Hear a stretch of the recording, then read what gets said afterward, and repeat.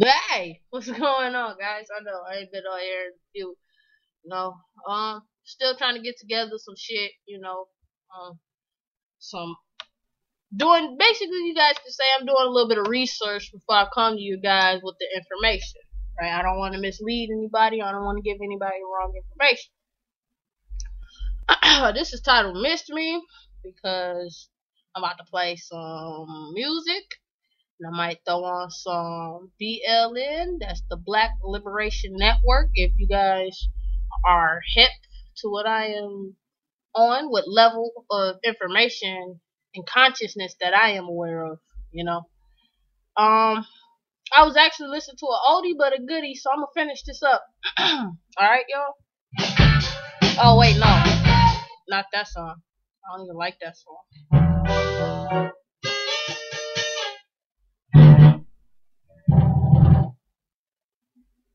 Hold on, y'all. So shit, we're gonna go to a short commercial break. I guess that's what they do on the natural radio shit. This is live and shit, so this is my shit, you know. So this is the ghetto version. Those people who don't even like listening to the commercials and all the advertising. Are you home alone, bored as hell? Yes. Why don't you hop on Spotify? Which I am. I was listening to an old song, but I guess I accidentally changed it. So I'm going ahead and play my Black Liberation Network. This man, he is Dr. Ray Hagins, and yeah, he's he talks about a lot of different stuff. So you guys just pay attention. I'm gonna turn it down. Hopefully, it's liable so you guys can hear it, and then maybe you guys can check it out for yourself. The Black Liberation Network. It's a radio station. It's it just tells you about our black heritage and stuff like that. For those, ooh, I'm sorry. So those who do not, really know about your heritage and what is going on, he breaks it down. But right now I don't really know what he's getting ready to say. This is a live recording of him. So yeah.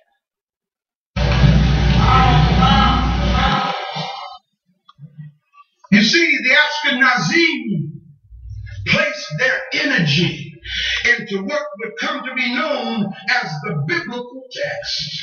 Yeah. Centers for rabbinic scholarship came into existence in the 10th century. The first major Ashkenazi literary figure was a man named Rashi. R-A-S-H-I.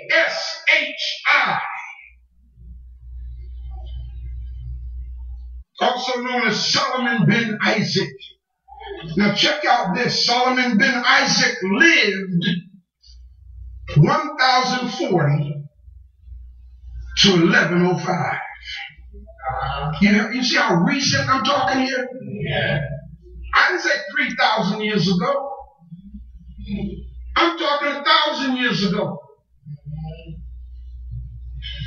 And his commentaries, Rashi or Solomon bin Isaac, his commentaries on biblical and Talmudic literature are considered today as mandatory study among the Jewish children. Among the Jewish children. Among the Jewish children. How do you get this program into the minds of the world? Put it into the children. Make up the lie and then teach it to the children as the truth. And when these children grow up, they will be convinced that what they're saying is in fact real. The Jews even had their own craft guilds. Each kahal had a yeshiva where boys over the age of 13 learned the Talmudic and rabbinic texts. And that's going on right now today. All you got to do is go out here in your city. And you'll see it going on big time. I remember the Tortec was right here. He can bear witness.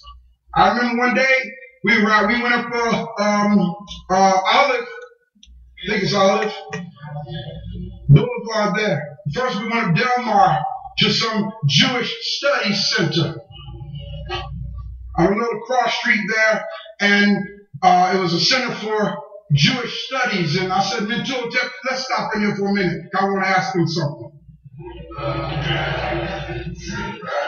And we pulled in and went inside, and they saw these two black men stepping up in there, and everybody got all defensive. And I said, I'm interested in whatever literature you have on Yahushua ben Pandira. Black folk ain't supposed to know about this.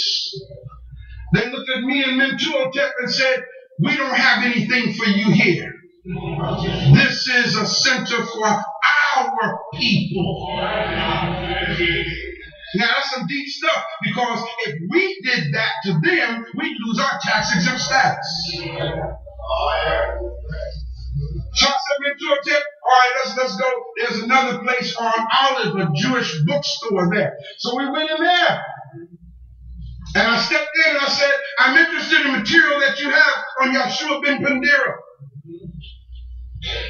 He looked at Mentuhotep and I saw two big bald-headed black men. And Mentuhotep, they sit right there, bear witness. Every time we rode past that store for the next several months, that man would follow us with his eyes down the street. They cannot allow their lie to be exposed. But we're going to expose it. Gotta set this people free. By the end of the 19th century, how recent did I just say? By the end of the 19th century, there was massive Ashkenazim migration from Eastern Europe to other parts of the world. These people had a program and agenda for world domination. Y'all with me? They migrated to Australia. They migrated to South Africa. They migrated to the United States. They migrated even to a place called Israel, claiming that it was their land, because they convinced the world about that lie, or they made it up. The Ashkenazim began to influence social customs everywhere. Follow this, except North Africa. Italy and the Middle East. Why didn't they have influence in North Africa, Italy, and the Middle East? Because North Africa was the birthplace of civilization. Too much evidence is there. That's where they stole the information to create their lie in the first place. And now North Africa is under Islamic thought. They didn't have much influence in Italy either. Why? Because the Vatican is in Italy. Rome.